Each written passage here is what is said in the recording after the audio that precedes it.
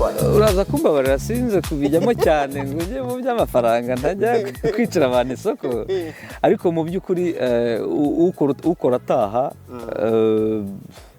ashobora kuganya mu bihumbi 3,000, 2,000 hano mu Bufaransa si kimwe no muri Etats-Unis cyangwa muri Canada ariko umuntu ukora ingendo ndende ni ibihumbi 4,500 babigezamo rwose.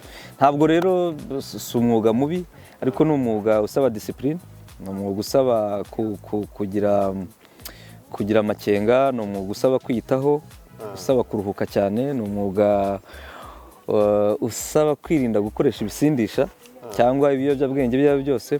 Reka ngubize kuri Musa, u Rwanda ngewe runtembera mu bwonko, mu maraso, nta kintu wakora ngewe. ubwo rero ubyumva ute wowe ababyeyi bamwe na bamwe badafata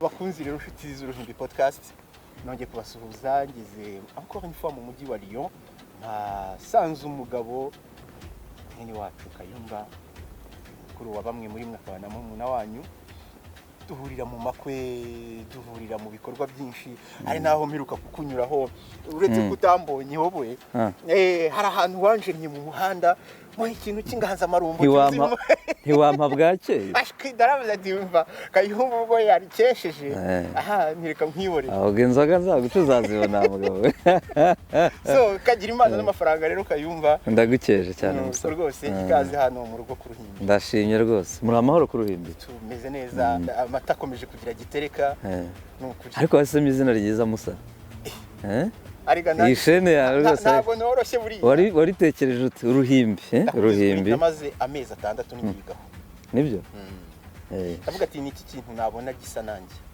nkunda ishene izina ryayo ni ryiza Uruhimbi Kuruhimbi haba ibintu byiza bagakerera haba kundi kivuguto amacunda byose ugasitare suhuza abasore n'inkumi bo ku Ruhimbi ndabasuhuje abadukurikira ku Ruhimbi nshimiye n'umuvandimwe Musa waje kugira ngo dutaramane tuganire ni ibiganiro byo mu buzima busanzwe gushimire ko wantekereje kandi karibu sana iriyo ntiwaruhayirutse hari haciyaga wajya guza rimwe na rimwe hari igihe ujya ukadukorera udushya ukatuvangira imiziki tukaryoherwa irungu rero ryari ryaratwishe ariko burya igitaramo nacyo iyo uvuye ku Ruhimbi wanyuzwe uba ugomba kujya gutarama ni ngombwa kandi ariko burya nawe rero uradutaramisha pe ariko tutaramara turataramada cyawe reka ari naho mpera nkibariza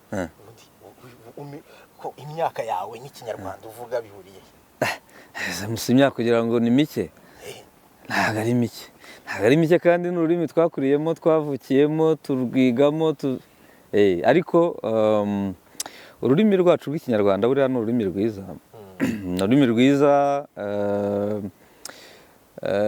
tuba tugomba no gukoresha nubwo turi muri aya mahanga tuba turi mu mico itandukanye haba imico itandukanye abantu batandukanye ariko kenshi iyo abantu bataye ururimi bakarutakaza ugasanga abantu aho kuganira mu rurimi rwabo bagiye muri izi ndimi z'amahanga igihe ntibijya binryohera cyane iyo nganira n'umuntu mu rurimi rwacu ndabikunda hanyuma n'iz'amahanga byaba ngombwa mukaziganiramo ariko ururimi rwacu mba numva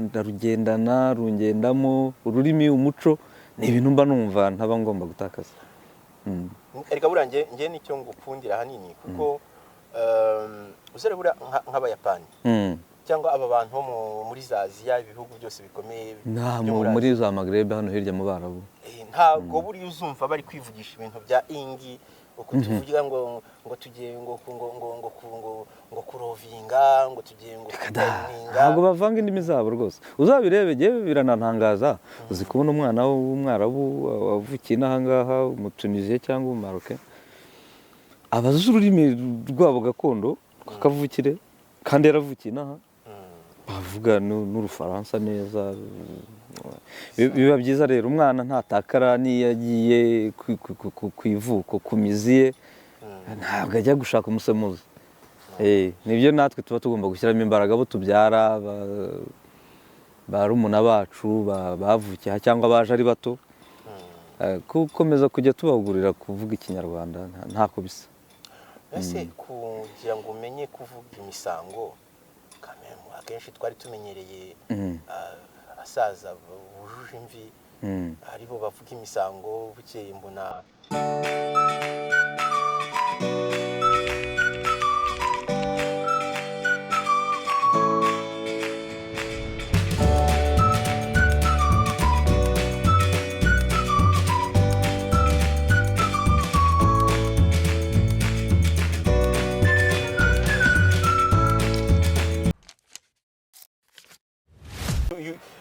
ni gute byakujemo kugira ngo wige kuvuga imisango cyangwa wakunda kuvuga n'abasaza? gutaramana n'abakuze iwacu ni mu Burasirazuba, twabagaho mu bitaramo, ariko buriya no gukunda ururimi nabyo biba byiza. Hanyuma rero guhuza ibiganiro cyangwa kuyobora imisango mu gihe cy'ubukwe, kumenya imvugo umuntu akoresha, kumenya uburyo ubiyoboye ahuza abasaza babiri baganira, nta bundi buhanga buhanitse. Icya mbere ni ukubikunda, kuba uzi imihango yo gusaba no gukwa, uburyo igenda, uburyo bikurikirana. Hari bigenda bihinduka uko imyaka ishira, hari ibyabaga kera ubu bitakiba, ariko umuntu agenda akurikira. Hanyuma ururimi rwo genda ndanarusoma, ngira ibitabo by'ubuvanganzo. Ubwo usubije ikibazo nengeye kubaza nti nk'umwana yaba ari no mu Rwanda cyangwa se cyane abari muri diaspora, kuko nibo badafite access cyane ku bantu bavuga ururimi rwacu bizimbye. Nengeye kukubaza nti wowe urasoma, ureba ibiganiro abandi bagiye bakora, tekinike yawe yo kumetiriza? Nge rero si nkunze gukopera cyane abandi, ariko nge nagezeho ntuma ibitabo by'ubuvanganzo mu Rwanda, cyane ibyivugo, amahamba. Buriya haba n'ikinyarwanda cyiza iyo ubikurikiranye neza. Iyo ubisoma kenshi rero, ikindi wigiramo ikibonezamvugo. Hari amagambo umuntu adakwiriye gukoresha mu bantu, mwakoresha muganira muri babiri, ariko mu ruhame hari ijambo utakoresha. Nibyo no kumenya igihugu aho kigeze, sinkomeze gutwarwa n'ibyina aha ngaha, ahubwo n'iwacu ndakurikira rwose.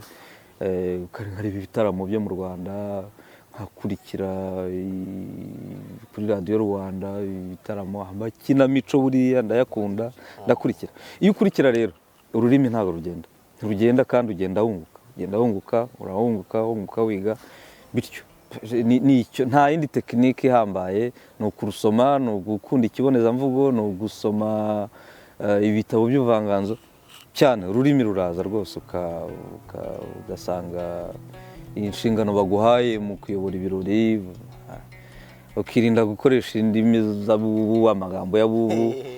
Waba uri mu rungano ukaba waganira, ariko waba uri mu basaza ukamenya n'uburyo baganiriza. Nge rero ndabikunda, nkunda umuco, nkunda n'ururimi rwacu. Uyu munsi rero birashoboka ko hari abantu bakubonye bwa mbere ku ruhimbi, yego, bati twamubonye Kayumba, twamenye ko ari umuntu uganira, ariko se ubundi ku bwawe wowe ubona Kayumba ari muntu ki? Hari uburyo ki ubona Kayumba bitandukanye n'uko abandi bantu bamubona? Kayumba ni umuntu kimwe n'abandi wavukiye amezi 9, umunyarwanda waje guhahira inaha muri iki gihugu mu Bufaransa, uvuka ku babyeyi b'Abanyarwanda, wize mu Rwanda, bakoreye mu Rwanda. Hanyuma igihe kiragira nza guhaha, ariko nge naje guhaha nkuze, ntabwo nge naje ndi muto, naje nshaje nkuze. Ntabwo nshaje, ariko naje nkuze mu yandi magambo. Mu buzima busanzwe rero ndubatse, mfite umudamu n'abana 2. Yego. Hanyuma rero mu buzima busanzwe nkora akazi gasanzwe gutwara amakamyo, ubuzima busanzwe nyine kimwe n'abandi bose. Nibyo. Ubu rero ndi guhaha n'indonka, nzasubira iwacu. Ako se buriya kariya kazi ko mbona, ariko rero binahuriyemo neza. Twari igihe mperuka gukora akavideo ndi muri parike hafi y'iwanjye, ndi gusubiza abasore bari kumbaza bati akazi ubona umuntu yakora kigera hakurya gashobora kuba kavamo umugati ufatika n'akayi. Ni ukuri akazi kanje mu mutwe, aka kavidewo ndaza no kugapininga hano hejuru nkereke abantu. Ni ukuri narababwiye ati jyewe mbona akazi gashoboye ku bantu b'abasore mufite imbaraga, afite ingufu, mwajya gutwara ikamyo, hari ahantu harimo akantu ubwo uraza kutubwira niba koko, ariko byo biranamugaragaraho, urabona ko itama ari itama, ijigo ari ijigo. Ariko se buriya abantu ntibabikabiriza ra?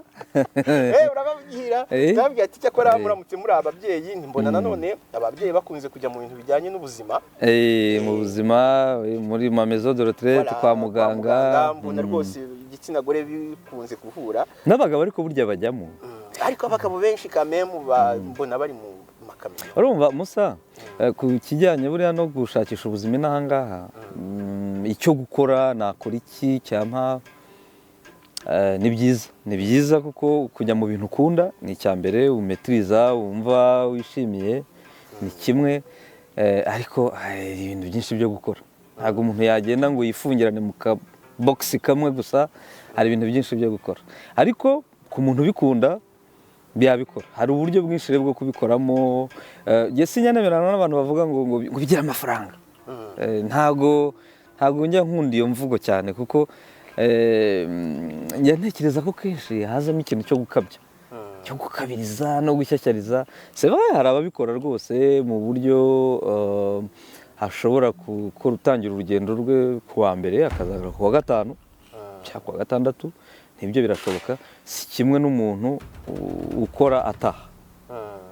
Urumva rero aho hazamo n'ikintu cya responsibility, urugo, kuba ufite urugo. Ariko nk'umuntu w'umusore ushobora gukora France, Italie, France, Allemagne, agatarimo mu cyumweru cyarimo mu byumweru bibiri,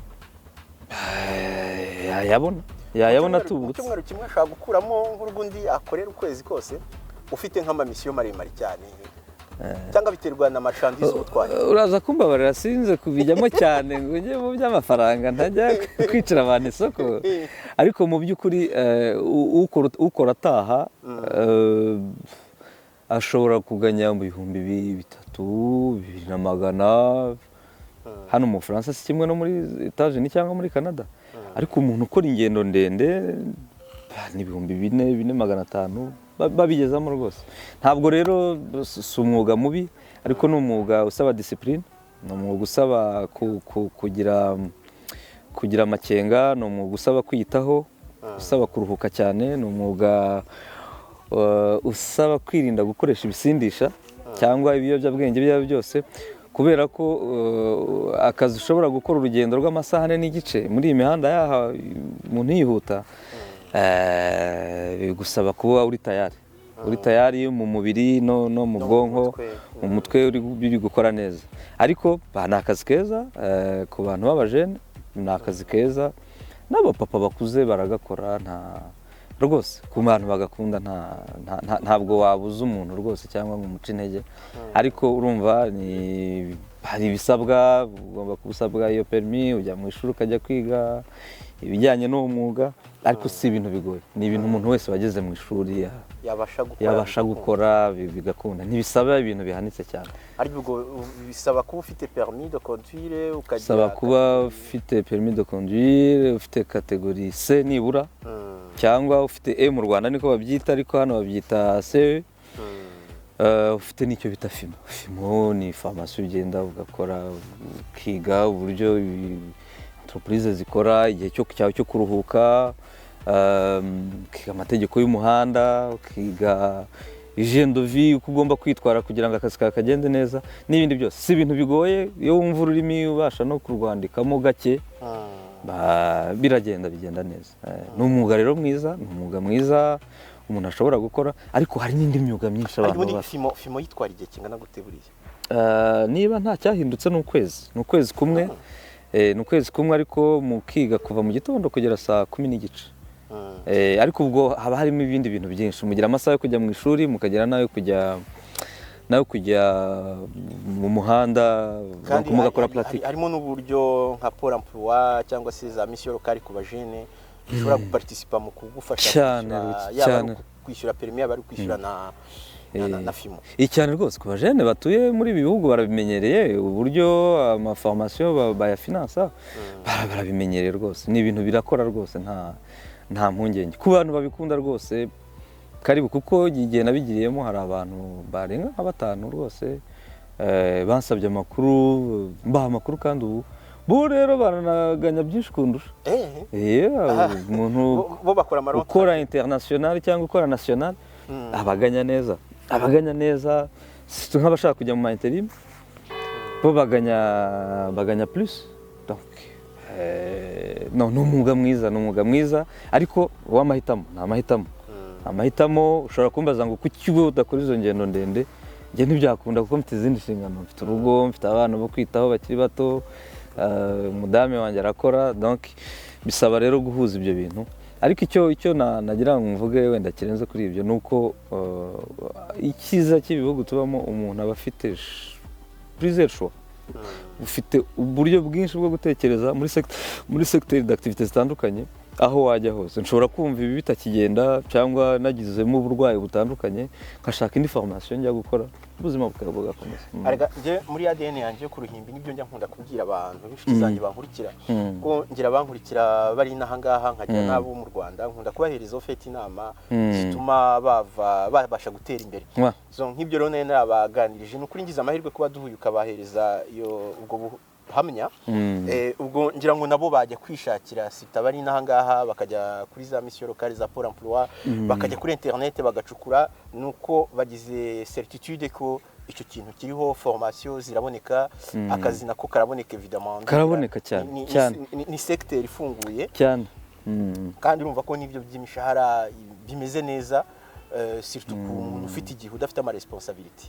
Oui cyane, iki cyambere no gukunda akazi. Iyo wakunze akazi burya umushahara burya ni igihembo, ariko burya urabanza ukametriza akazi ukagakora neza ugatanga umusaruro, hanyuma icyo ukuramo rero cyo kiba automatique. Ariko se nanone dore mbambabariza bose, ngewe ubu ngira phobie y'imodoka muvandimwe.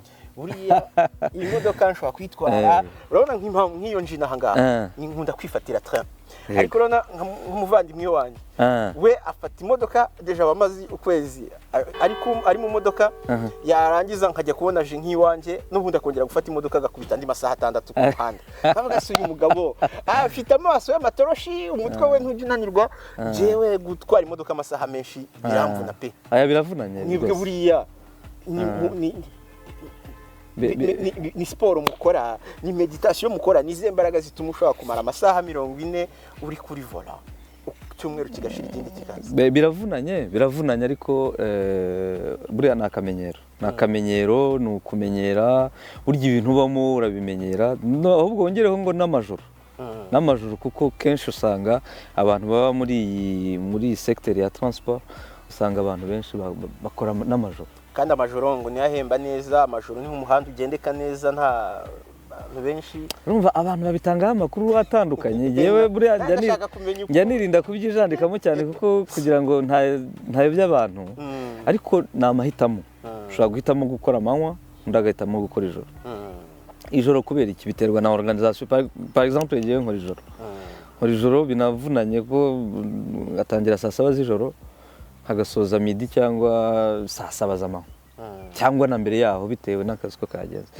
Ariko hakaba n'abandi ahitamo gukora amanywa, agatangira saa 12 cyangwa saa 11 n'igice cyangwa saa 10, terwa akagira isaha asoreza. Ni amahitamo rero. Iyo uri gushaka akazi umenya amasaha akwaranja n'iki byose. Ngarutse rero ku cyarumbajije, tese ko bigoye gutwara amasaha 4 n'igice, kuko ubundi ugomba gutwara amasaha 4 n'igice ugahagarara iminota 45, ukaruka iminota 45, cyangwa ugakora iminota 15 ukaza kongera gukora indi 30. Ibyo ni ibyo abantu biga bagezemo. Icyo nshaka kuvuga ntago subucakara, ntago utegetswe gufata ngo ukore conduite amasaha 4 n'igice gusa. Oya, umubiri unaniwe urahagarara ukaruhuka, umubiri unaniwe urahagarara ukaruhuka.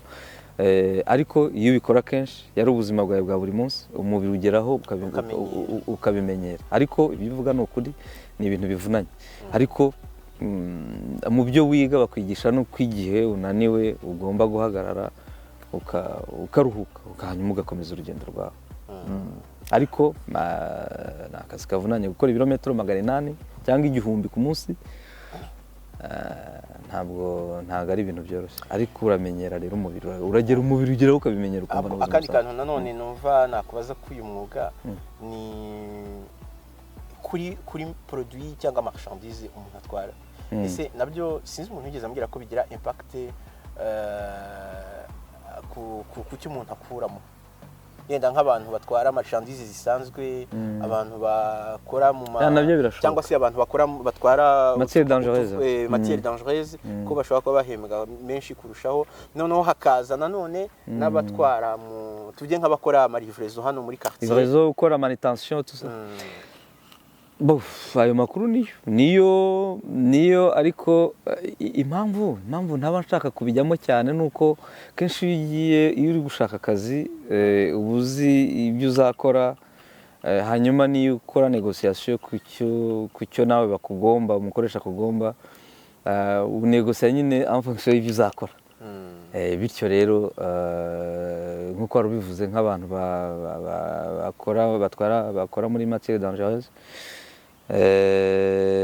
umuvuduko si umwe tugenderaho, imihanda dukoresha hari aho ngewe nemerewe watemerewe nanjye mu byo nkora nshobora kuba mpakiyemo matière dangereuse donc icyo gihe urabibona mu mpapuro ni ibintu ugenda ukiga ariko nk'uko wari ubivuze byose unegosiya bitewe n'ibyo ugiye gukora ukavuga uti ibi biravunanye n'urugero nk'umuntu utwara ibi bintu biri konjere ikamyo ibifite firigo hejuru ituruna yohereza ubukonje mw'indani niyo uruhutse yo irakomeza igaturuna iyo rero ugiye kuruhuka ni urugero ukajya gukora ikiruhuko cyawe kugira ngo utore agatotsi gato irakomeza igaturuna n'urwo rusaku. Ibyo byose ni ibintu uba ugomba kumenya exactement nturuhuka neza comme il faut.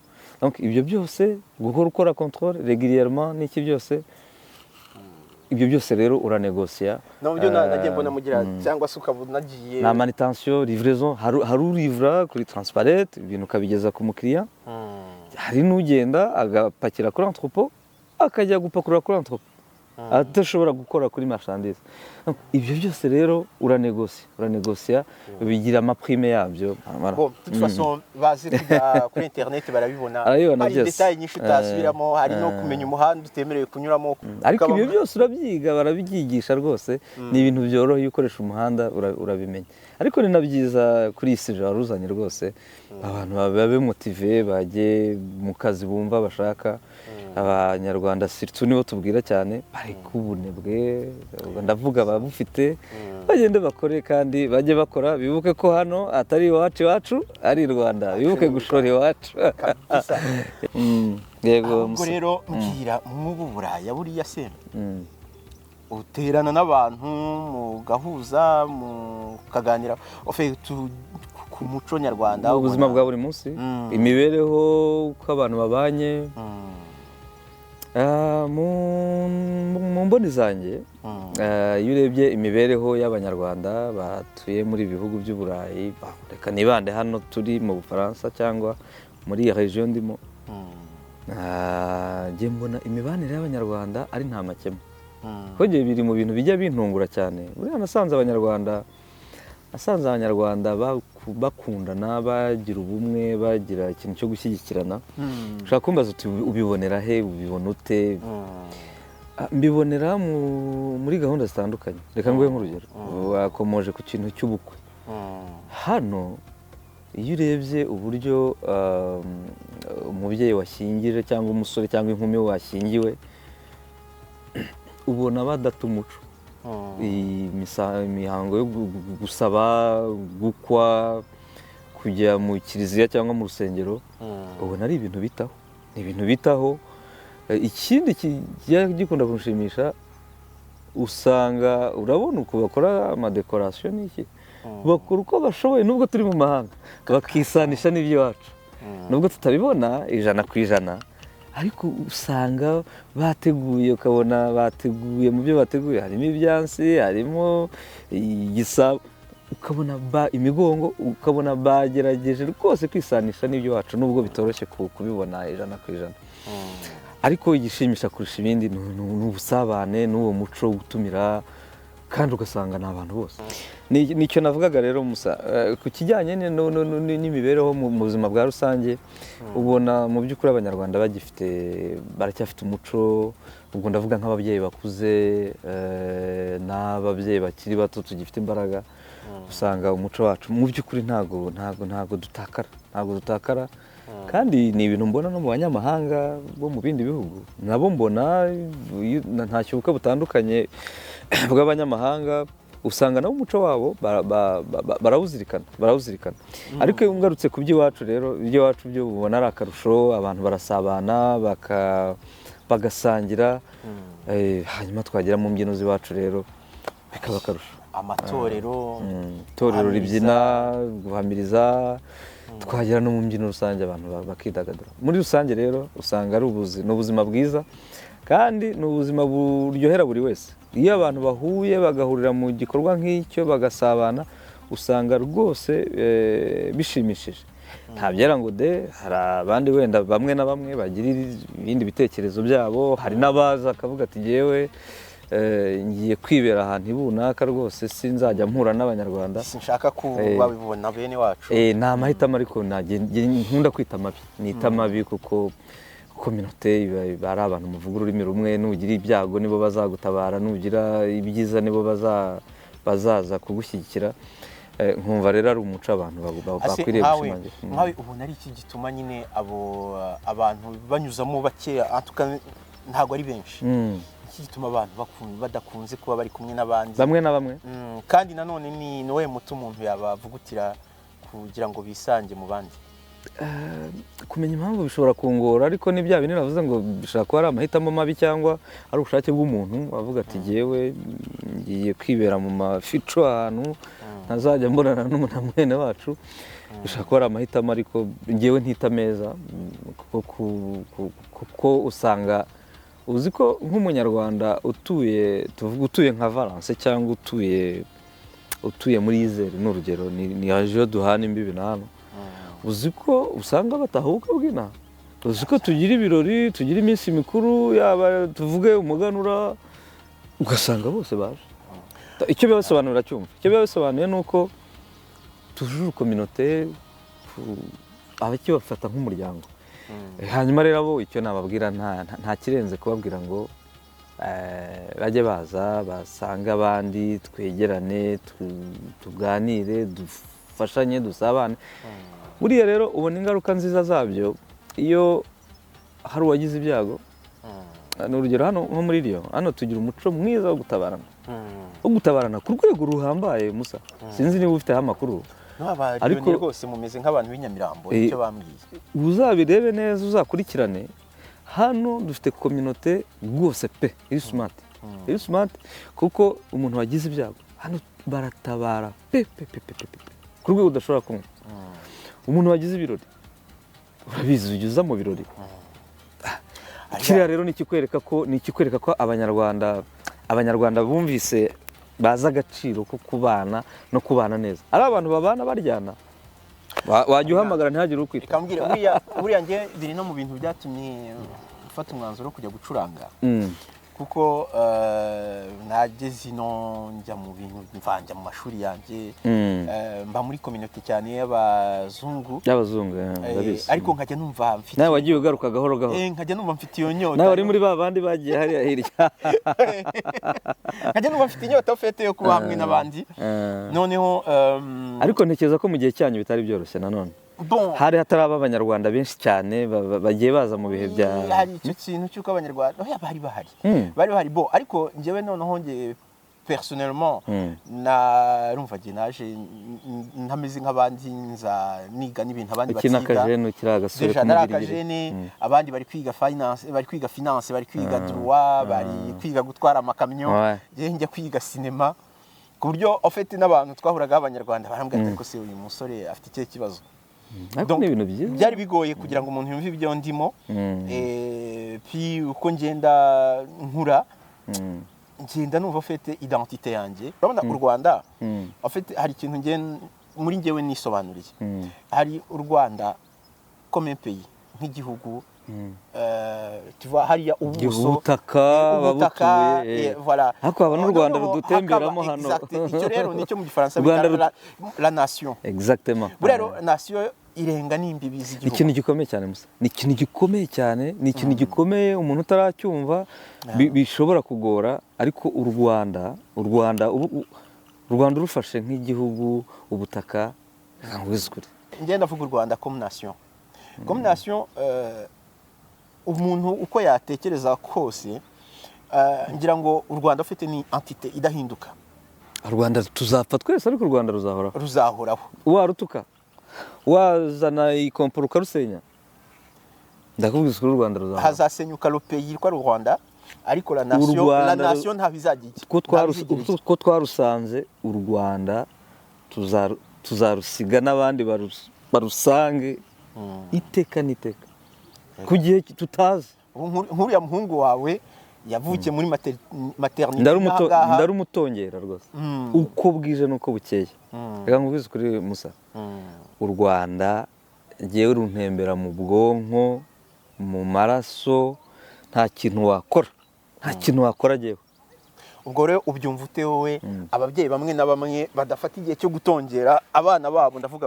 ababyeyi bari muri diaspora ntabwo ari byo ni ikosa mbibara nk'ikosa buriya ababyeyi bari muri diaspora badafata icyo gihe cyo gutongera kwigisha abana u Rwanda no kurubakundisha simpamya ko ari benshi cyane ntabwo mpamya ko ari benshi cyane kuko u Rwanda nk'igihugu abantu bararukunda igihugu cyacu abantu baragikunda abo bake rero reka nkubwize ukuri ngo no kwishuka ariko ibirenze no kwishuka ni uguhemukira umwana ndaguha urugero umwana wavukiye hano ni byiza ntabwo yabisemo yisanze yavukiye hano yisanga yakuriye mu muco w'ino nibyo si ikosa ariko ndakubwiza ukuri iyo umwimye amahirwe yo kumenya igihugu cye yo gukunda igihugu cye yo kukiyumvamo no kumumenyereza no guhora umutoza ko igihe nikigera azakorera igihugu cye si ukwangisha abantu igihugu turimo oya ariko nabo barabizi hano si iwacu nibagubwe n'igihugu banakubwira ngo udutije urwo rupapuro twaguhaye isubirira iwanyu baruguha icyo uri cyo ni ikikurimo exactement babiguha kuko wabisabye babiguha kuko babona uri inyangamugayo babiguha kuko ubaha imisoro yabo kuko babona uhafite wenda umutungo ni ibintu byinshi bashobora gushingiraho ariko ndagira ngo ubwize ukuri hano bashobora kubyuka mu gitondo bakakubwira ngo zinga utwawe isubirireyo tujya tubibona ariko mu Rwanda nta muntu wakubwira ngo vuga uvuye oya mu Rwanda ni iwacu ni iwanyu ntabakubwira ngo vuga uvuye ntabakwambura ubwenegihugu bw'inkomoko ntababukwambura ariko ubu ngubu baduha naturalisation babikora icyo mvuga rero u Rwanda kurukunda ni ihame utarukunda wenda mubabariye ariko ikiruta kuri ibyo kurukundisha abadukomokaho abana bacu barumuna bacu baje ari bato cyangwa ni ingenzi iyo umwana uhora urumubwira iyo umujyana mu biruhuko ukamujyana ukamutembereza arushaho kurukunda arushaho kurukumbura arushaho n'iyo akuze atangira kujya atekereza akavuga atari ku musanzu wanjye ni uwuhe aya mashuri nizaha ubumenyi mfite aha kuki nta bujyane iwacu dufite ingero z'abantu benshi bava inaha bakagenda bakajya gukorera mu Rwanda bakabona imirimo myiza bagatanga umusanzu wabo ni ingenzi rero ni ingenzi tubikangurira n'abandi babyeyi rwose ko bajya baganiriza abana babo bakabigisha ururimi rw'ikinyarwanda bakabigisha umuco w'ikinyarwanda ntubwire umwana ngo waramutse ngo akubwire ngo ni meza ukamenya ko umubwira ngo waramutse basubiza mwaramutse bike bishoboka mu gihe gito tugira tukamenyera kwigisha abana bacu ibijyanye n'umuco n'indyo turya bijya bitangaza ugasanga mu gihe mu biruhuko abana indyo y'iwacu ikabagora biba byiza kujya tugerageza tukaba mu buzima bwaho ariko n'iwacu kuko ni ngombwa buriya no kugenderana biba bikenewe imigenderanire hagati yacu urabona abana babyuka mu gitondo bajya ku ishuri bakirirwana n'abana bandi bo ku ishuri bakirirwa bigishwa na mwarimu utari mwene wabo ku mugoroba bagataha ababyeyi bananiwe yego ku mavakansi ugasanga abantu bagiye mu byicundo imirimo yaho iravuna musa ntawe warenganya cyane ariko nicyo navugaga nti mu gahe gato gashoboka umubyeyi agiye agira ubwo buryo urumva biranagorana none se mfite umuturanyi wenda duhanye gahunda cyangwa bagize ibirori cyangwa barabyaye tugiye kubahemba twebwe tugira uwo muco wo kuganira mu rurimi rwacu ariko tujure abana usanga baganira muri izi ndimi z'amahanga urumva haracyarimo imbogamizi ariko uko abantu barushaho kubyumva no kumva ko abana babo barushaho gukunda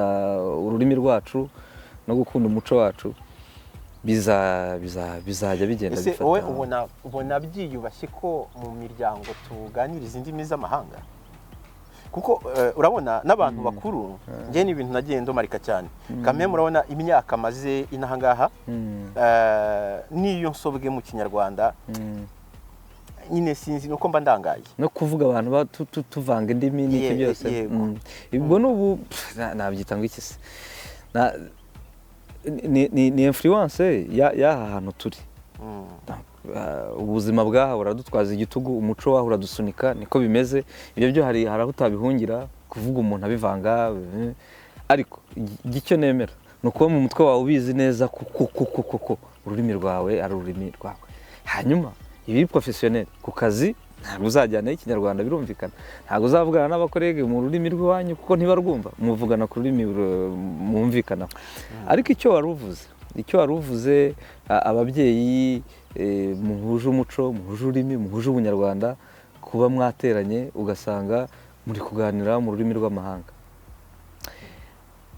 ntekereza ko atari byiza cyane ariko kenshi wenda bo bibaho ntekereza ko babihitamo kubera ko wenda muri icyo kiganiro haba harimo wenda n'umunyamahanga cyangwa umwenegihugu atumva urwo rurimi muri kuganira bakanga kumuheza mu miganirire niko ntekereza reka nkubwire njye uko nabibonye mbona umunyarwanda agira akantu ko kutagira fierté buriya se ako kantu narakabonye noneho mu kutagira bakagira ipfunwe se ryo kuvuga ururimi rwabo mu kutagira fierté bakumva ko kuba intégré ari ukuvuga ururimi rw'amahanga noneho ari n'abanyarwanda babiri ugasanga bafite kuvuga urunyamahanga meme n'ikinyarwanda kandi intégration de jour bagakora bakiforsa kurwibagirwa ko afite umuntu kugira ngo akwereke ko ari umusirimu nuko akoresha ururimi rw'amahanga kuko ase n'ubusirimura nyine mbona ariko kwibeshya numva harimo kwibeshya cyane umuntu amara imyaka 5 avuye mu Rwanda ku musirimu sururimi yatangira yajya avuga ukumva ngo n'ururimi rwahenga musa abasirimu bose mu Rwanda mu gihugu cyacu dufite abantu b'abasirimu kandi bafite imibereho myiza abasirimu batavuga ururimi na rumwe rw'amahanga bavuga ikinyarwanda gusa ubu uzagenda uvuga ngo si umusirimu kumenya ururimi rw'amahanga ni ngombwa ni byiza ni igikoresho gituma duhaha rwose iki cyo tukemeranyaho niyo mpamvu abantu bajya mu ishuri ariko ubu nakwibagirwa ururimi rwacu ntaba natewe n'iki haba habaye ababikora ni amakosa rwose pe kandi ibi dukora nyine nibyo bigenda bikafekita abana bacu umwana wanjye iyo mubwiye ngo jya gushaka isahane uze ngo ushyireho ibyo kurya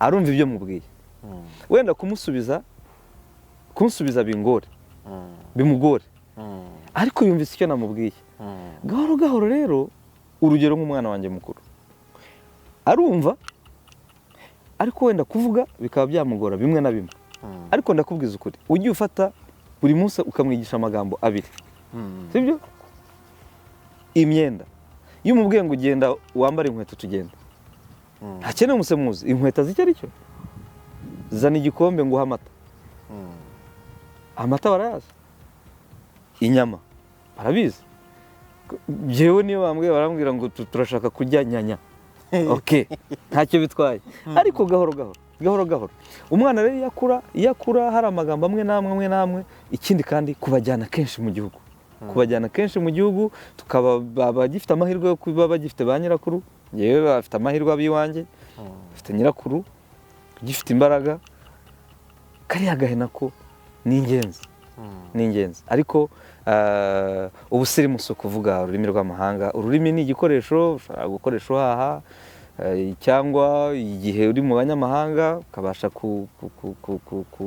kuganira nabo no guhuza urugwiro nabo ariko ururimi rwacu rwose yewe ndugira priority akantu ujya wumva hanini ukumva umuntu agiye nko kwimuka ko padiri nawe akunda kumvugiriza inzogera mu matwi hashimwe rugeraho ubwo we waduhaye waduhaye inzu y'Imana kugira ngo tujye twinyabya tunashimira Imana byabaye ngombwa padiri rwose abapadiri ndabasuhuje no padiri yumva ngiye kwivugira akantu keza nuko turi hafi ya kiliziya ntacyo bitwaye nanjye kuvuga rero hari ukuntu ujya kumva babasirimu banjye navugaga ukajya kumva ngo sinkunda kujya hariya ngo kuko hakunze ko hari abanyarwanda yajya kwimuka muri quartier ngo iribamo abanyarwanda cyangwa umujyi ngo ibamo abanyarwanda so ku buryo wumva ko umunyarwanda ari icyasha ariko yewe ikintu mbitekereza mu buryo bubiri butandukanye hari abantu bikundira ndabyita ngo iki umutuzo se hasi wabyita umutuzo tranquillité cyangwa hari abantu bakunda gukora ibintu byabo rwihishwa cyangwa akabaho ubuzima bwihishe butazwi na bene wabo n'iki byo abantu nk'abo ngabo babaho rwose akajya ahantu mu kabiraje hataba umunyarwanda n'umwe babaho ariko ntabwo mpamya ko ari benshi cyane ariko ngewe ku rwanjye ruhande mbibara nk'amahitamo nshobora kuvuga ko atari meza kuri ngewe kuko ntabikora ariko ku wundi muntu ashobora kuvuga ati niyo mahitamo yanjye kandi meza donc ibintu byose rero bigira ingaruka nziza n'ingaruka mbi ariko njye simbyita ubusirimu ngewe ku bwanjye mu mirebere yanjye numva natura ahubwo ahantu hari bene wacu kubera iki kubera cya kintu cyo gukunda umuco wacu no gukunda kubona bene wacu no gukunda iyo twahuye ibyo biri mu bintu binezeza iyo twahuye n'abanyarwanda biri mu bintu binezeza kuko si abanyarwanda gusa n'abarundi kuko tubasha gukominika mu rurimi rumwe biri mu bintu binezeza mpita numva nubwo ndaha ariko mpita nibona ndi iwacu ubwo rero niba nahakumbuye maze imyaka 2-3 ntagerayo ndavuga ntawe ndaruhutse ndahumetse nibura ngeze mu rundi Rwanda donc icyari Ubufaransa ako kantu tukagira u Rwanda muri uwo mwanya ariko niko nicyo gisobanuro cyo kwanda ni ibintu byiza cyane ni ibintu byiza mwamusangiye umuco ibiganiro murabihuza nonese wowe amakuru y'igihugu reka nanjye ni ibijambo ry'abanyamahanga mvuge nti actualité we actualité ni gute ukora mise à jour icya mbere ngewe nkurikira televiziyo Rwanda televiziyo y'igihugu ndayikurikira ngira ibiganiro nkurikira kuri televiziyo Rwanda haba hari amakuru yaranze icyumweru hari ibiganiro byinshi bica kuri televiziyo Rwanda bivuga ku makuru yo mu gihugu ushaka amakuru yo mu gihugu hari televiziyo nyinshi ari izica kuri murandasi cyangwa ari zo ushobora gukurikira ku muyoboro wa internet bakurikira en direct ariko uciye kuri internet rero ikinshishikaza jewe ni ukumenya amakuru igihugu ubuzima bw'igihugu n'ibyaha kandi ntabwo bimbuza kubikurikirana icyo bimfasha ni iki ni ukugira ngo ntatakara ntajya kure ntawugira mu byaha ibyo mu gihugu kuko biba bindeba uko byaje nubwo ndaha musa ibijyanye n'ubuzima bw'igihugu cyanjye birandeba igihugu cyanjye kibabaye nanjye mbabaye kigize gihungabanye cyangwa umuntu agihungabanyije rwose nanjye mba numva ampungabanyije nuko iyo niyo myumvire yanjye, uwo byashimisha bikamushimisha, uwo bitashimisha ibyo ni uburenganzira bwe, ariko nuko iyo niyo miterere yanjye. Ariko rero ubuzima bw'igihugu buba butureba twese, butureba kuko dufite imiryango, dufite inshuti, hari n'abafite imitungo. Uko biri kose n'ubundi umunyarwanda yaravuze ngo ntabyera ngo de, kandi burya ngo niyo wagira umubyeyi w'umusazi ntabwo bikubuza kumwonka. Umubyeyi ahora ari umubyeyi, umubyeyi ahora ari umubyeyi. So ubwo rero wowe muri iyi diaspora uruhare ugira, ubwo mu nzu iwawe twumvishe ko abana uriye kukubwira ati papa turashaka la viande, umwe baragenekereza bakakubwira ati turashaka inyanya. Ariko sindabigeraho nanjye 100%, ndacyagerageza n'intambara nyarwanda, kuko hari abafite abana bavuga ikinyarwanda cyiza cyane. Abwenda ntacyo nanjye ndacyarwana nabyo, nta n'uwagutera ibuye. Burya icy'ingenzi ni ugutangira, burya ni ukuba umuntu abifite ku mutima. Ahubwo nkavuga nti muri communauté muri rusange, wowe ugira uruhe ruhare rwo gutuma umunyarwanda muhuye aho muhuriye hose umwibutsa icyo ari cyo? Uruhare se Musa, tugira gahunda zitandukanye, tugira evenema zitandukanye duhuriramo. Ndaguha urugero, abanyarwanda iyo mubana abaturanyi, kubibutsa icyo bari cyo, kuri cya kintu cya nasiyo ndibuze kubivuga binyujije mu biganiro tuba tugirana, iyo tuvuga u Rwanda, iyo tuganira mu rurimi rwacu, iyo dutarama mu rurimi rwacu, burya uwumva aba yumvise. Kandi nabyo ntekereza ko bigira uruhare mu kurushaho kumvikanisha ko ururimi rwacu ari inkingi ya mwamba n'umuco wacu. Ndaguha urugero, iyo twagiriwe amahirwe umuryango ukaguhitamo runaka, tuzaze utuyoborere imisango, uduhurize ibiganiro, abasaza bazaza gusaba. Yewe mu by'ukuri ntabwo, keretse mfite indi mpamvu itanturutseho kandi igoye, ntawe njya mbwira ngo hoya, ntawe njya mbwira ngo oya, kuko ibyo byaranangoye rwose kubikora mu buryo bw'amafaranga. Birangora cyane, birangora kuko ndagaruka kuri bya bindi w'iwanjye, ubwo ndavuga twashakanye, yajyaga ambwira ati ariko abandi ibi bintu babicamo amafaranga, bakorera amafaranga, ntabwo gusa ibyo ni umuco. Ako kantu rero jyewe karamfata. Ibyo rero uruhare nta rundi, ni igihe twahuye, igihe twahuye turi benshi, ibiganiro tugirana, nta kindi. Gukoresha ururimi rwacu tukarukoresha neza, no gukangurira ababyeyi kurushaho kurukundisha abana n'umuco kuwigisha. Ibijyanye na communauté mu buzima busanzwe, muri gahunda za leta, niba tugize ibiganiro ku munsi w'umuganura, turaganira, tugira ibiganiro by'umuco, muganura, bisoko, byavuye he, byaje bite. Ibyo byose ni ahantu abantu bavoma, hari abantu rwose turi no mu kigero kimwe, utabaza ngo umuganura ni iki. Ariko iyo witabiriye ibiganiro, iyo witabiriye gahunda nk'izo ngizo, uravoma, urunguka. Ibyo rero si jye nyine wagira uruhare, ariko hari n'abandi benshi babikora. Nkangurira n'abantu kujya baza muri gahunda zitandukanye za communauté, aho tugira ahantu henshi duhurira, amasosiyasiyo menshi. Taba nk'urugero nk'abasilamu bafite asosiyasiyo yabo ikomeye hano muri Rio, ikomeye rwose, ikomeye, baratabarana. Aho hose n'abanyarwanda, hari asosiyasiyo y'Isangano, ni asosiyasiyo y'abanyarwanda duhuriramo tukaganira. Niba ari umunsi w'abagore tukawizihiza, tukagira ibiganiro rwose. Niba ari ukwishyura mituweli, tukareba akarere kabaye akanyuma, tukiyorganiza, ibyo byose tukabikora. Abataraza rero bategereje iki? Abo bose iriyo muri bitangaza. Izo gahunda zose zirakorwa Musa, zirakorwa rwose, kandi binkubwira ni ukuri kwambaye ukuri, ni ukuri kwambaye ukuri. Ibyo byose birakorwa. Aho rero niho abantu baganirira. None se wari uzi ko mu Isangano bigisha abana ikinyarwanda, ururimi rw'ikinyarwanda? Ni impamo ya Mungu. reka nanjye ubwo ndimo ndigiraho amakuru. ubwo rwose abo mu Isangano ubwo babyumve rwose, ndi kuvuga ibyiza byabo kandi nanjye bintera ishema. Bafite gahunda yo kwigisha abana ururimi rw'Ikinyarwanda, kandi bageze ahantu heza. Dukangurira n'ababyeyi kujya bazana abana babo biga Ikinyarwanda. Kwisanga nta site bagira ahantu umuntu ashobora kubakurikirana kuri murandasi. Ubwo umuntu yareba, nshobora kureba. Ntacyo uzambwira, uzareba mbere ikiganiro nikijya gusohoka. Ariko bagira gahunda zitandukanye, ushobora kubakurikirana kuri Facebook, bagira ibikorwa bitandukanye rwose.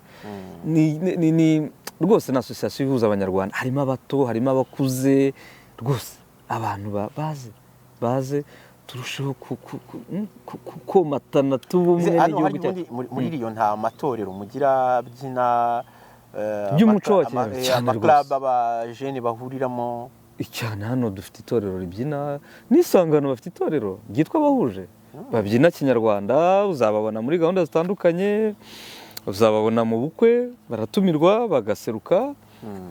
Hari irindi torero Abarundi n'Abanyarwanda nabo bishyira bakabyina imbyino zose.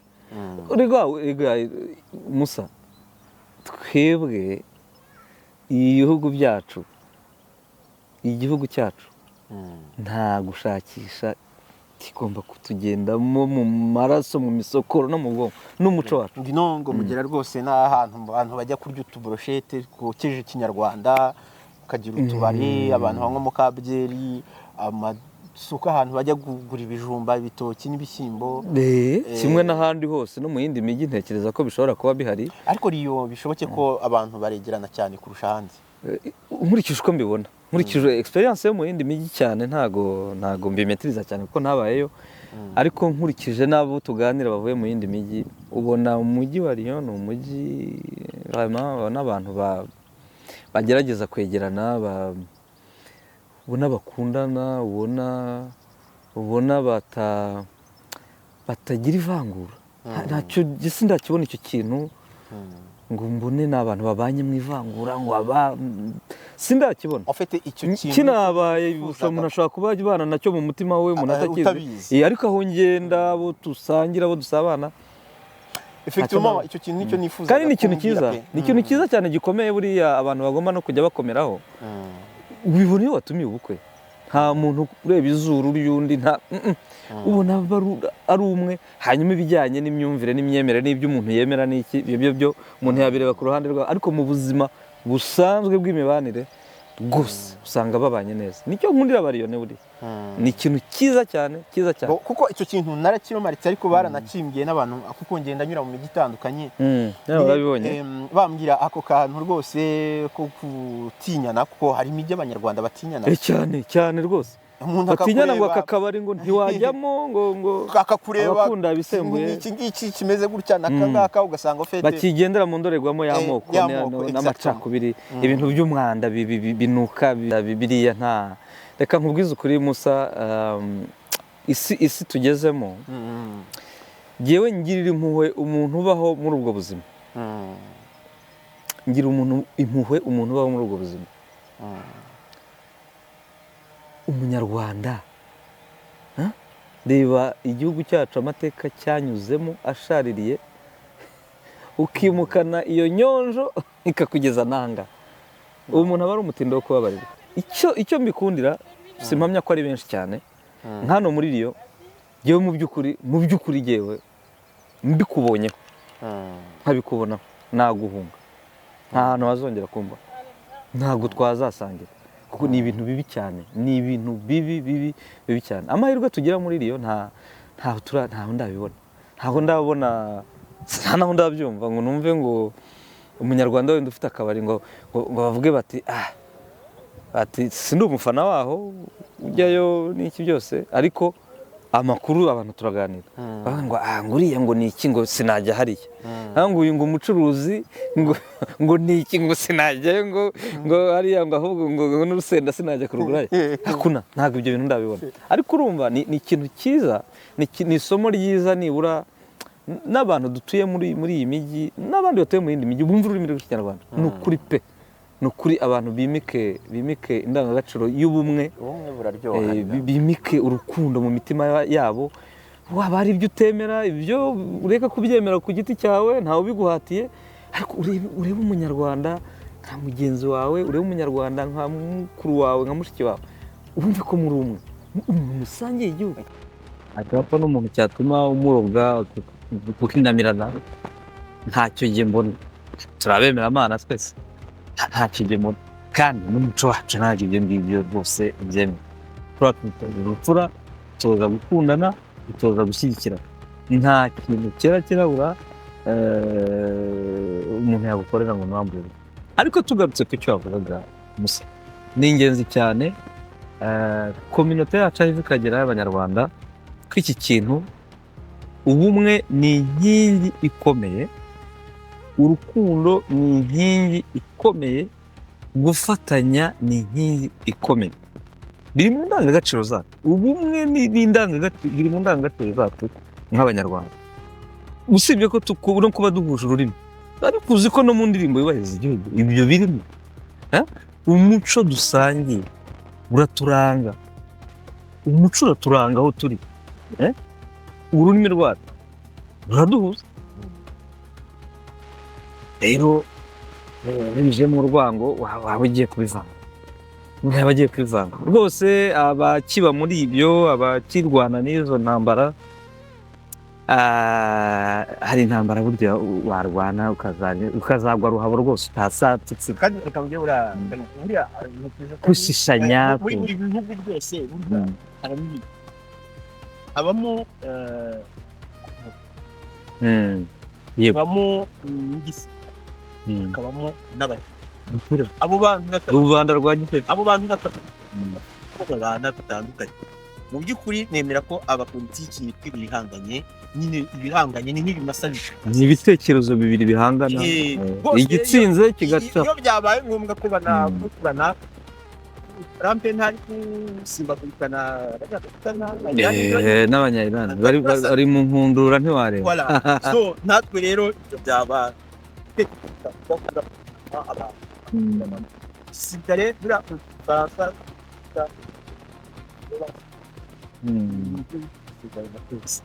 rero nabwo yo abonye. Ariko na politike simbi Musa, iyo abantu babigira intwaro, iyo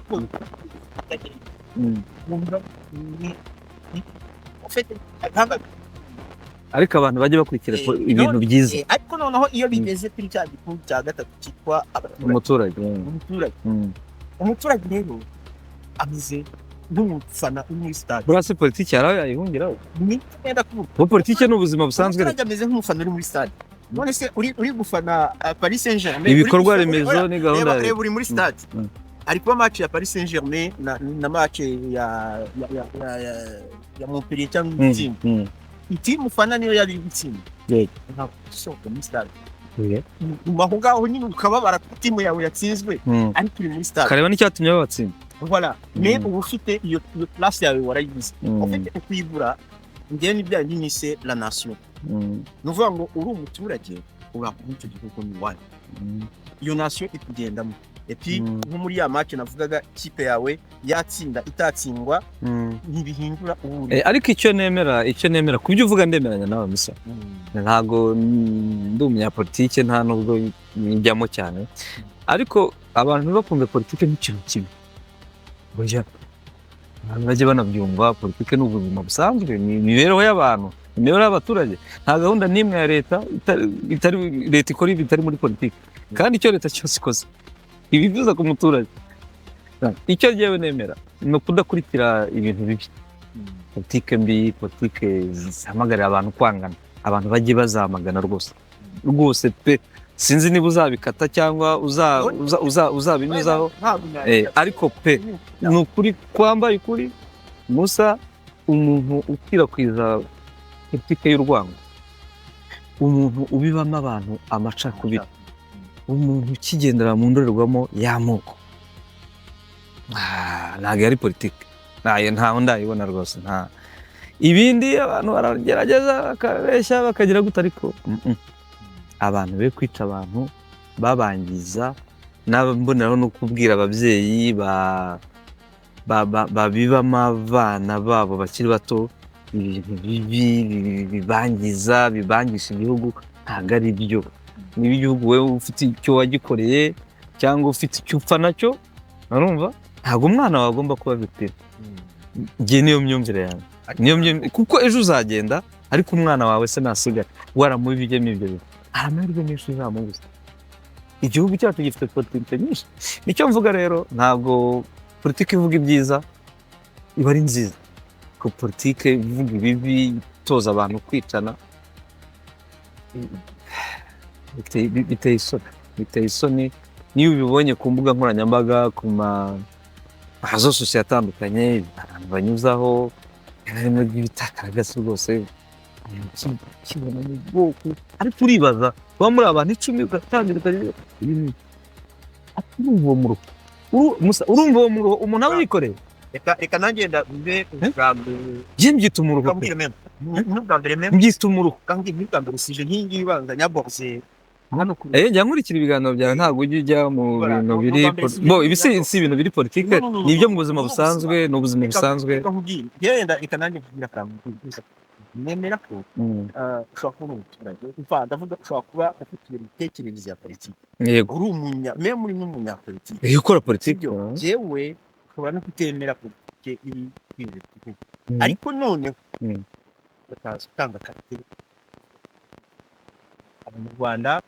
Ni urugero, abanyarwanda nakoze ubushakashatsi, niba unenga politike runaka ukavuga uti no, jyewe dore ahubwo icyo mbona nicyo mvuga. Uzanye politiki uvuga ati bo uyu munsi mbona umunyarwanda yenda se afite yenda PIB n'urugero, ndabona umunyarwanda abasha ku kwezi kwinjiza amadolari 100. Jewe noneho ndabaporopoza ikintu gishyashya, umunyarwanda ajya abona amadolari 200.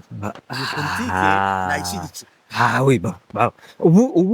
Ubundi Musa, ubundi umuntu nyawe, njye ntekereza niba ibihugu tubamo tujya tubibona, ashobora kunenga politike runaka ariko azana igisubizo. Kandi buriya politike wanenze unagaragaza ibitaragenze neza. Kandi nagira ngo ubwize ukuri, erega imibereho y'igihugu, politike zose, kuki se haba guhora abantu bisuzuma? Hari ibiba bitaragenze neza, hari ababa barangaye, niyo mpamvu bumva hari uwiba bakamufunga, niyo mpamvu bumva hari utakoze ibintu neza, umukuru w'igihugu aravuga ati ariko wowe ibi bintu ntabwo bikora neza, wowe vaho hajya abandi. Ni uguhora abantu bisubiramo. Ariko ikintu nanga cyane igihe kimbangamira, umuntu wigisha ivangura. Ni ukuri nubwo topic Ni ikintu ariko umunyarwanda wese ahari agomba kujya arwanya mu buryo ubwo aribwo bwose. Urumva kuvuga ngo nturiya mukunzi kubera n'uri ariko urumva icyo kintu Musa, urumva icyo kintu, kandi tukitwa abakristo, tukitwa abantu bajya gusenga, ukabana icyo kintu mu mutima, wa mugabo ukabyuka ujya mu kiliziya ugakora ku kimenyetso cy'umusaraba. Uzangira umuntu ni ibintu bibi. Nanone gukora ikosa si ngombwa ngo gukora ikosa si ngombwa ngo wange. Uje ikosa se rero udakora amakosa ukamukosora. Bakora amakosa, yego. Ariko urumva muri ubu buzima tubanyemo Musa, niyo mpamvu twari tusa n'abakigarukaho ibyo byose, kugira ngo abantu barusheho gusabana, gukundana, gutabarana, no kuba bamwe. Nuko icyo kintu baba bacyumva mu kuba umwe, bafite amacakubiri se, utekereza ko wajya uhamagara abantu bakakwitaba? Reka da, wajya uvuga utoya ndashaka runaka na runaka abandi, ugashyiraho kadeni ukavuga uti kwenda no kumenya. Ibaza umuntu agusabye serivisi ukavuga ngo ntayo nguhaye kubera ko uri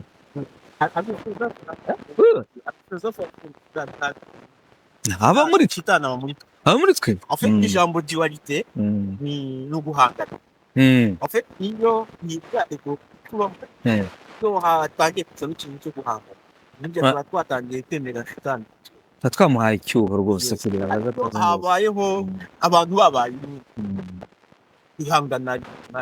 Ariko nanibwira abantu bari muri communauté yacu, nibwira abo muri iri bakomereza aho, abariyone bafite umuco mwiza, abariyone abanyarwanda batuye muri Lyon ntibambujije kuryama se n'ubundi ibitotsi mu maso uzi ko bantaramishije kugera mu gitondo musa barasabana baratabarana baratumirana niyo hari uwo uzavuga ngo ntabyera ngo abumwe agatukisha bose ariko iyo ubirebeye mu ndorerwamo rusange rwose ni abantu bafite umuco mwiza ahandi sindi ubujyayo kuko ntahazi ariko n'abandi badukurikirana aba mu zindi hejuru n'abatuye mu bindi bice bazabitubwire bazi icyo kintu iyo bafite tuziho ntabwo rero mwaba mutari umwe ntabwo mwaba mutumva kuba umwe icyo ari cyo mugire n'ubusabane habaho kwifitanya aho ukasanga aho ukabasanga ntacyo bimaze bityo rero mu rwego rwo kubaka kominote yacu ushobora kubaka ubunyarwanda bwacu bakomereza aho abadukomokaho abo tuzabyara abuzukuruza abazagira amahirwe yo kubagira gusa iki kintu rwose bazakurire bakurire muri kominote yunze ubumwe ikundanye itagendera mu ivangura iryo ari ryo ryose icyo kintu niyo urebye n'abasaza bakuze batuye abenshi ngewe n'abashije guhura nabo n'abantu babayeho rwose mu buzima bw'urukundo no kumva basabana na buri wese hanyuma kuko umubaji w'imitima atayiringanije ubifite mu mutima we atarabinyereka ntabyo nzi ntabyo nzi ko aravuga nta cyane cyane noneho iyo ahuza abantu kandi ari byinshi bakumva twakomeza wahera kwita reka tubwire abanyarwanda ko bashonje bahishiwe bamwe ibiganiro nk'ibi musa ibyo ari byo byose hari abazabikurikira hari abazagirira akamaro ikiganiro tuba tugize haba abari mu gihugu baba bafite amatsiko bakavuga bati ariko abanyarwanda baba mu mahanga babaho mu Rwanda abantu barasobanutse baratembera ibihugu babizamo kenshi baradusura bafite experience mu buryo butandukanye ibihugu barabizi ariko hari umuntu w'inyabihu utaratemberera mu Bufaransa ngo amenye ngo abantu baho hari n'abazi ko tugera hano ntituvuge ururimi rwacu twiberaho mu isi y'abinaha ngaha biba ari ingenzi cyane rero ko bamenya ubuzima bwacu uko tubaho ntibanumve ko tubayeho nk'abazungu harabumva ko tuza tugatuma Rwanda tukibera abazungu ariko kera natwe tukibera ko nitwe twari tubizi kugira ngo abanyaburayi se nakaye akana n'abazungu no iyo myumvire ubona ko igenda ihinduka ariko uko tugenda tuganira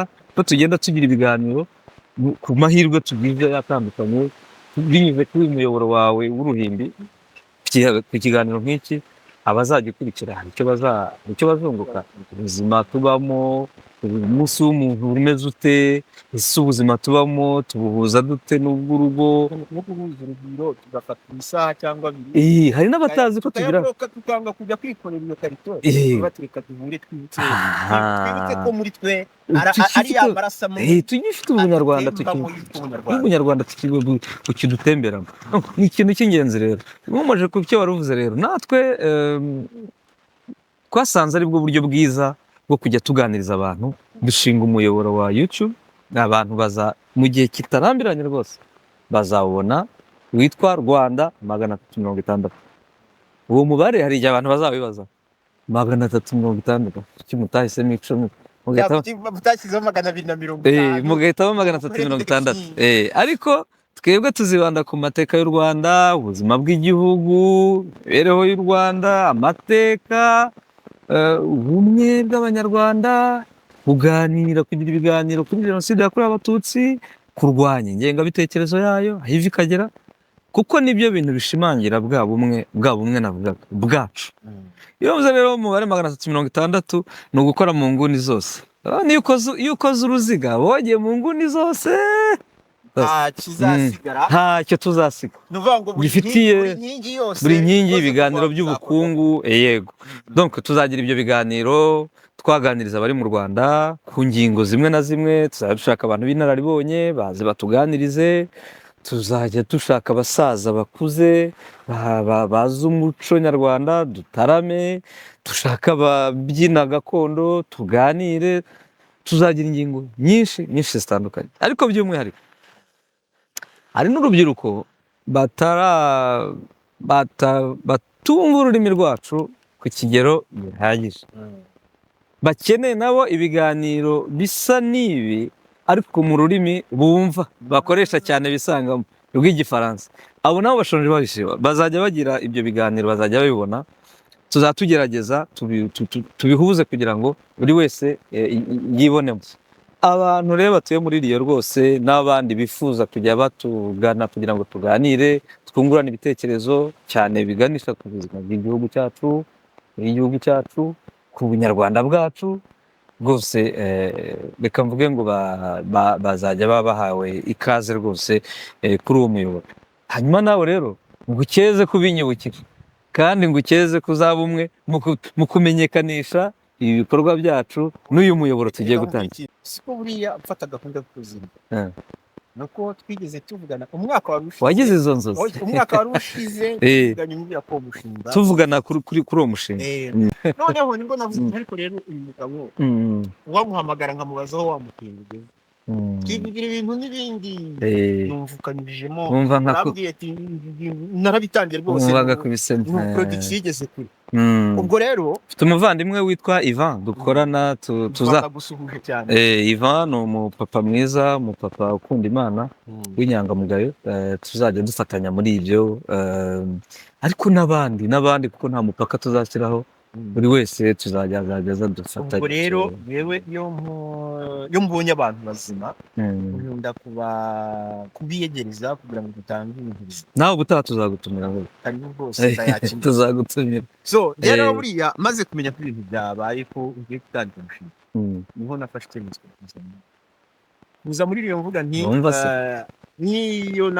niba mfite abantu igihumbi bakurikira ibyo mvuga bakamenya ko nawe ibyo bintu ugiye kubikora, ubona wo umusanzu kandi byubaka, ni umusanzu naba ntanze, n'imbaraga jye naba nungutse. Exact. So kuko reba nk'ubu harimo nk'umama w'umurundi duheruka kuganira ambwira ko ari gukora ibintu byo kujya tekera abantu, afite systeme ye ari gukoramo ibyo guteka. Hano turabafite bakora amadekorasiyo, ntabwo nje kubamamariza iwawe, ariko barahari bashiki bacu barahari, ba Diane babikora kandi babikora neza.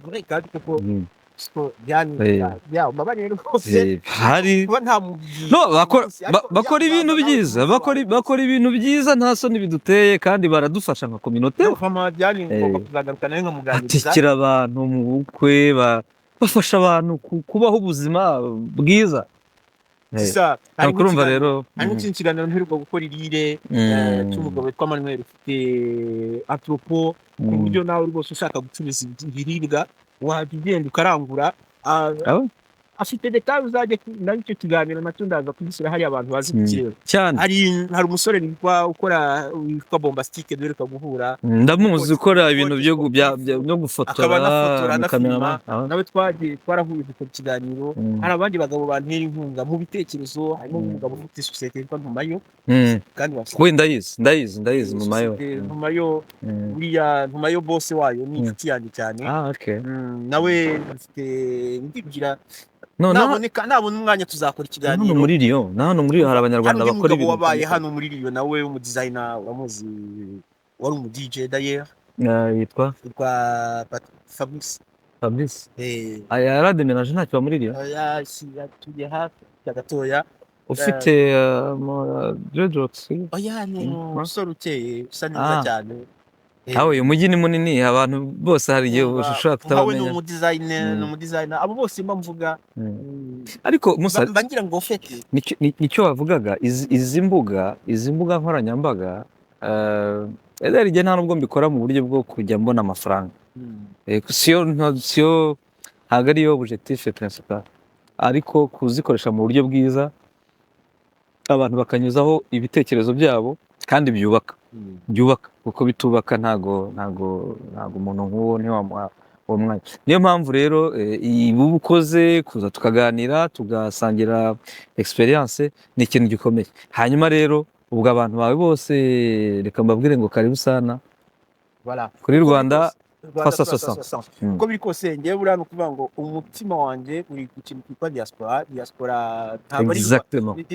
ngewe biranarenga si diaspora nyarwanda gusa Biragaragara mu biganiro unyuzaho ngewe nkunda kuvuga kuri diaspora nkaganiriza abantu ibyo bagera inaha ngaha nicyo kintu cya solitude kikatuvamo uburyo abantu binjira mu kazi donc bivuga ngo n'uruzungu ndaruvuga neza cyane no ndabizi ariko nahisemo gutangira mu kinyarwanda kandi uragikunda ukunda ikinyarwanda ngikunda ukunda ikinyarwanda pe nkunda ikinyarwanda nkunda u Rwanda nkunda abanyarwanda ntitaye ku bwoko bw'umuntu ntitaye ku karere akomokaho ntitaye ku mateka ye yewe n'umunyarwanda wakoze ibara ashaka kwisubiraho ubu ngubu u Rwanda u Rwanda rundimo numva u Rwanda rumukunze cyane u Rwanda rubabarira wakoze icyaha runaka akacyemera so numva rero hari ikibazo wari wambajije umbaza uti kugera mu Bufaransa ntibyakugoye ugasubira nakubwira ngo ntibyangoye cyangwa byarangoye ariko urugendo rwose bisaba kurutegura bisaba kwicara ukara ariko ntago nakubwira ngo n'urugendo rwanyuranye ariko n'urugendo rwashobotse atazagira unibwira ngo wakanze kuri buto birabo oya ariko n'urugendo rwashobotse urugendo umuntu wari wese akora n'ubu abantu baracyaza hari uburyo bwinshi bwo kugera inaha ikibazo si ukugera inanga uje gukora iki uzanywe n'iki uje kugira uti kuko ni agahinda kuza ugapfira inaha uhagaze ugapfa uhagaze ukajya mu biyobyabwenge ukajya mu bisindisha bituma wirirwa ubonaniwe kujya gukora ukirirwa mu buriri ibyo byo ariko inkuru ishimishije ni uko abanyarwanda benshi bagera muri ibi bihugu ni ukuri barwana intambara yo kwiteza imbere kandi biri mu bintu bishimisha iyo ubirebye bose bari mu activite kandi ntibibuza n'abashora imari mu gihugu cyacu bagakora bagashora n'imari mu gihugu cyacu ni ibintu byiza naho urugendo kuba ruvunanye ari rurerure rwose nk'ubwiye ngo rwaroroshye ariko nk'uko nakomeje kubyensisita ni ukuri igikuru ni ukumenya ngo waje kugira uti ntekereza ko abantu bose wenda baza bagifite mu by'ukuri ariko kenshi umusaruro ikivamo nicyo gishobora kuvuga ati ariko hano hararangaye cyangwa hagezwe byaba ari agahinda rero kuza guhaha ugataha utabonye amahaho icyakuzanye abenshi rero hafi ya bose rwose keretse abantu bake bagiye bagira ibyago bagatsikira ariko mu ndorerwamo yanjye benshi rwose bagiye barisisa mu byo bakora ariko abaraha amahirwe araha muri ibi bihugu tujye tuyabyaza umusaruro ariko twibuke iwacu hadutegereje dukore twunguke dushore iwacu bityo aba tubateza imbere akazi dukora turasora turabakorera igihe nta musoro ntanze iwacu ku mafaranga mpembwa umusanzu wanjye wawuha ni uko icyo mbonye wagira ubwo bushobozi wabona kugura akazi mu Rwanda ukakagonda ukameze kose baba bafite ubushobozi buhanitse bagakora ibirenze ariko objectif ari ukuvuga ngo ndakora ndatanga umusaruro hano nditwara neza hano ibi bihugu ni ibihugu bisaba kubamo ufite discipline iri ku rwego rwo hejuru uko utagize discipline ubuzima burakunanira avuga uti ndakora ibyo nsabwa ariko nibuke niwacu naho kuza waza kimwe n'ukundi yaza ni amahitamo ariko kumenya ngo ndakora iki ndagikora nte kizamura umusaruro gute ndabigenza nte niho haba hari ihurizo ariko si ihurizo rigoye kwishakira igisubizo kuko ni ikibuga gifunguye buri wese aza agatanga imbaraga ze akabona umusaruro ubundi erega burya icy'ingenzi si aho umuntu yahahiye ahubwo icy'ingenzi nicyo wahashye nicyo wagikoresheje cyane rwose ubwo rero bwana Kayumba reka nkubwire ati wakoze cyane kwakira ubutumire bwacu ukaza hano kutuganiriza ku bindi kuri twagize byinshi byiza twaganiriye mu kunda mwanyuzwe ndagushimiye cyane ndaryohewe ndi kumva umutima wanjye metameta ngo ufite nkunda kuganira ntuje mbonye umuntu utekanye Aya ndabizi biri mu maraso yawe rwose, niwo muco wawe, ukunda kuganira kandi uganira neza. Mboneyeho gushimire ko wanzirikanye kugira ngo tugire iki kiganiro uyu munsi. Dushimire n'abantu bo ku Ruhimbi badukurikiye, tubifurije kuzanyurwa n'ibi biganiro byiza, kandi abo bizagira akamaro rwose tubabwire ngo ni amahirwe masa. Ibindi biganiro nakagaruka, iwacu amarembo arafunguye, n'ikindi gihe rwose uzasimbuka uze tuganire dusangire ibitekerezo. Ndagushimiye cyane. Akunda kubarengerezaho bariya bagize ikibazo bagatsikira, burya ikibi ni ugutsikira gaherayo cyane. Uyu ni umunsi wo gufata icyemezo kongera cyane, ntugendere ntuvuge tuyungu yamaze imyaka 2 cyangwa 3 5 cyangwa 7 yarahagurutse. Uyu munsi nuhaguruka none mu myaka 10 hari abandi bazaba bafite umuntu wahagurutse mu myaka 10 cyane rwose. Birasaba ngo uyu munsi ufate icyemezo kugira ngo naho twasoreza. Yego, komantere zanyu turazitegereje, mukore partage nuko nyine hano kuri izi mbuga ariko bigenda. Abandi bose bamenye ikiganiro ko gihari, kubitiraho nako ka like, bega ukora icyo ushoboye cyose kugira ngo algoritme yishime ikomeze gupartaja iki kiganiro. Murakoze, Imana y'u Rwanda ibane namwe, kandi nukuri reka ndakubwire ku nkingi nk'uko murambivuga ngo ntakabura amata, reka namwe mbabwire ngo mu mitima yanyu ntakabura amahoro cyane muri bene Imana. Murakoze cyane kagira Imana. Imana y'u Rwanda ikomeze iteze, igusige cyane, igaburire, iduhe kurama kandi ikindi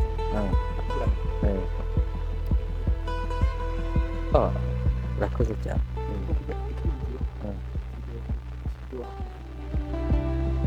Subiramo ako kantu. Ikintu kirakomeye.